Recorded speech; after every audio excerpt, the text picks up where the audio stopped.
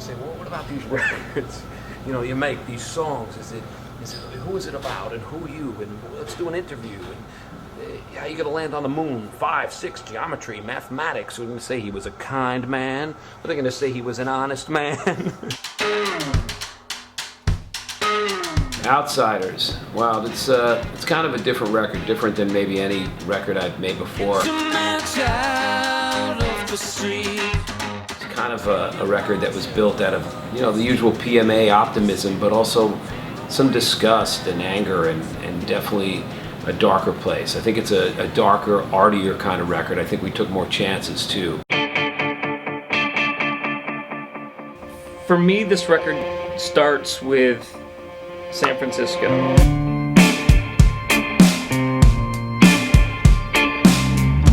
Bye, baby, bye. I've been like this before. There's strings on it, there's backwards tape, there's edits that you wouldn't normally make on a end of a song.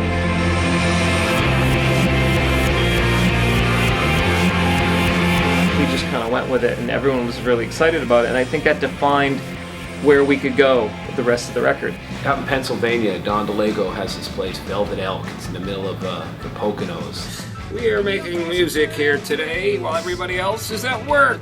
Sorry, suckers!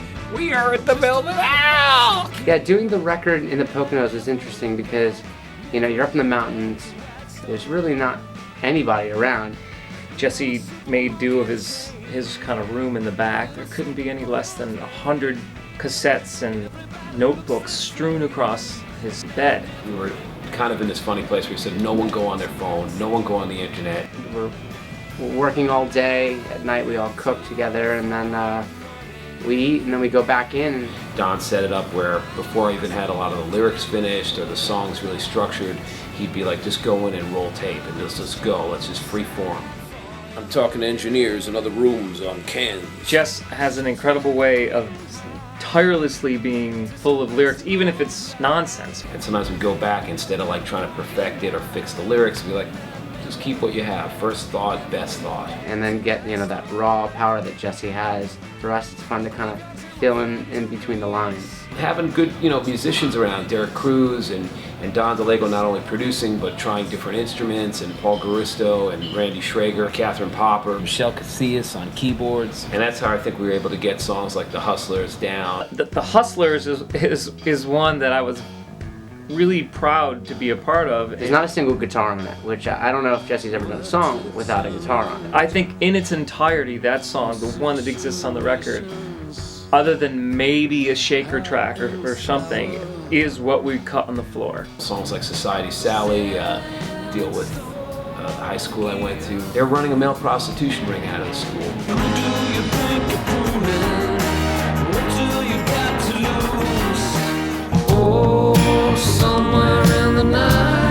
Just kind of a snapshot of a lot of people I know who kind of paint themselves into a corner.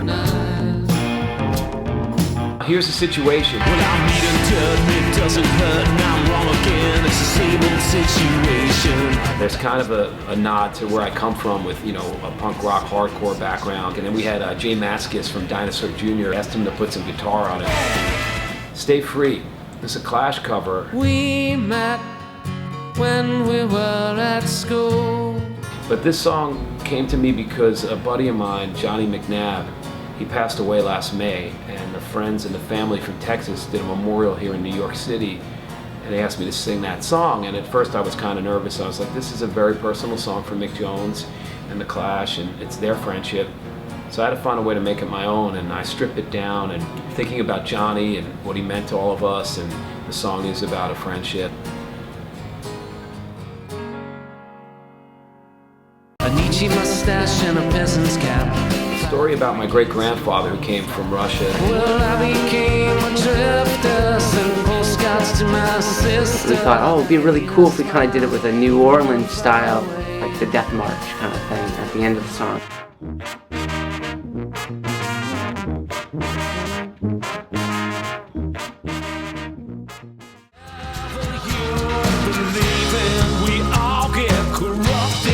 Once it was done, we looked at the record and we said, well, I'm going to put this record out now or next year. I just had a record out, and I was like, you know what, there's no rules, there's no music business, there's nothing anymore. I think in the end, it's about that connection to people and finding love and keeping that light on as long as you can through the music.